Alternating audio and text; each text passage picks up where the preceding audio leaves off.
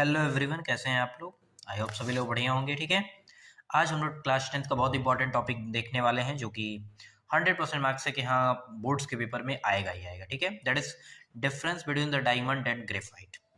हम सभी जानते हैं जो डायमंड और ग्रेफाइट होता है वो कार्बन के ही क्या होते हैं, एलोट्रॉप्स होते हैं। ठीक है, और इनकी बीच की जो खूबियां होती हैं, इनके बीच का जो डिफरेंस होता है उसको देख रहे हैं। पहला पॉइंट है डायमंड का।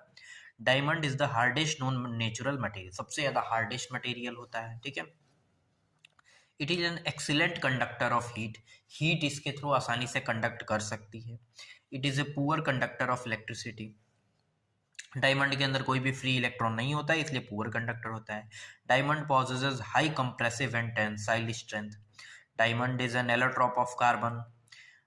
It is chemically inert and resistant to most acids and alkali. जो ये केमिकली इनर्ट होता है मतलब कि रिएक्ट नहीं करेगा, और रेजिस्टेंट होता है मोस्ट एसिड एंड अल्कली से, मतलब एसिड या बेस के साथ रिएक्ट नहीं करेगा।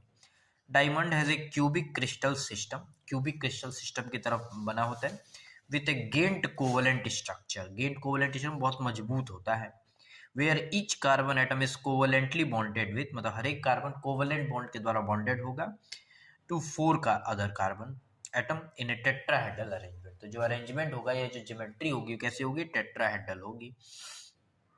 Next point, it has very high melting point and boiling point. इसका मेल्टिंग पॉइंट और बॉइलिंग पॉइंट क्या होता है, बहुत ज्यादा हाई होता है। The hybridisation of each carbon in diamond is sp3।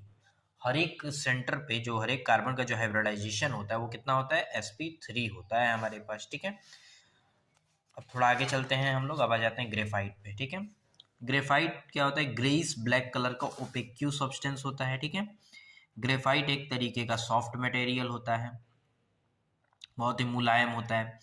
Actual में जब आप पेंसिल देखते हैं तो पेंसिल का जो नोक होता है जो ब्लैक कलर का होता है उसी को हम लोग एक्चुअल में ग्रेफाइट बोलते हैं। ठीक है, graphite is an excellent conductor of both heat and electricity. यानी ग्रेफाइट के थ्रू हमारे पास हीट और इलेक्ट्रिसिटी दोनों ही आसानी से क्या करेगी, पास कर सकती है। ठीक है, next, it has a very high melting point due to strong covalent bond within the carbon layers। मतलब कार्बन लेयर्स के साथ कोवेलेंट बॉन्ड बनाता है, इसलिए काफी ज्यादा क्या होगा, मजबूत होगा। इट इज ऑर्डरलेस, यानी इससे उसका कोई ऐसा कोई स्मेल नहीं होता है। ठीक है, स्लिपरी टू टच, काफी फिसलन भरा स्मेल होता है, तुरंत टच करने से ही फिसल जाता है। Graphite is chemically stable and resistant to most acid and bases. Graphite काफी ज्यादा स्टेबल होता है और एसिड या बेसिस रिएक्ट नहीं करेगा।